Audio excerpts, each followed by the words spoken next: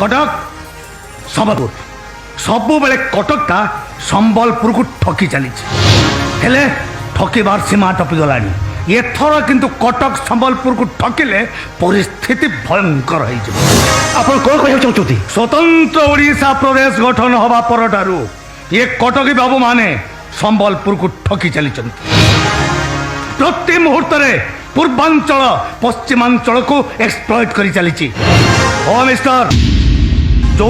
कि ओडिशार पश्चिमांचल रे शुभुची स्वतंत्र कौशल राज्य गठन करिबार दाबी ओडिशारू अलगा ही जबार स्लोगान जो माने स्वतंत्र कौशल राज्य गठन दाबी करुचंती आपण कोन सेमानकु विच्छिन्नतावादी कहि परिबे निज माँ को खंड खंड करि दबाकू काहाकू कोन भलो लागे तार कारण अन्य किछि नुहे केवल प्रतारणा अनेक प्रतारणा परे सेमान आज स्वतंत्र कौशल राज्य गठन स्लोगान देचंती हे स्वतंत्र कौशल राज्य गठन दाबी करुथिबा नेता माने तमे माने तमर दाबी साब्यस्त कर तुमको तमर हक न मिले तुमको ठकुथिबा नेता मानकु मुथ मारी सेमानक नाक दंडा फटई दियो संबलपुर झील को भल पाई बाहा हवा को कथा दे कटक माटी को फेरी जावा संबलपुर झील को धोखा दबा ये कटकिया मानकर ठीक सेमती गोटे अभ्यास एमती मिठा मिठा कथा कही ये पूर्वांचल मनीष माने तम मान को ठकी चली जो कि स्वतंत्र कौशल राज्य गठन प्रश्न उठुची एमती छोट छोट घटना आज बड़ घटना सृष्टि होती एमती छोट छोट प्रतारणु घृणार गोटाए पहाड़ सृष्टि होती प्रति मुहूर्त पश्चिमांचल मनीष माने ये पूर्वांचल मनीष मान सहित संपर्क रक्षा करने विश्वासर सेतु तैयारी करिसंती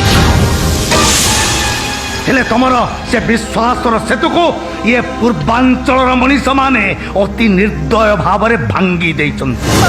प्रति मुहूर्त बड़ भाई पुणिया देखई अविचार करिसंती कोरापुट बलांगीर कलाहांडी को नहीं तैयारी तमर केबीके उन्नयन परिषदर प्रोजेक्ट काम करिवो कोरापुट बलांगीर कलाहांडी रे तार हेड ऑफिस ता रहिवो भुवनेश्वर दीर्घ दिन धरी पश्चिमांचल जनसाधारण माने दाबी करी आसुचंती संबलपुर रे हाईकोर्ट रो सर्किट बेंच गोटे सेकंड हाईकोर्ट स्थापना पाई हेले सरकार नीरव कहीं हाईकोर्ट रो सर्किट बेंच हवा किछि तो नुआ कथा नुह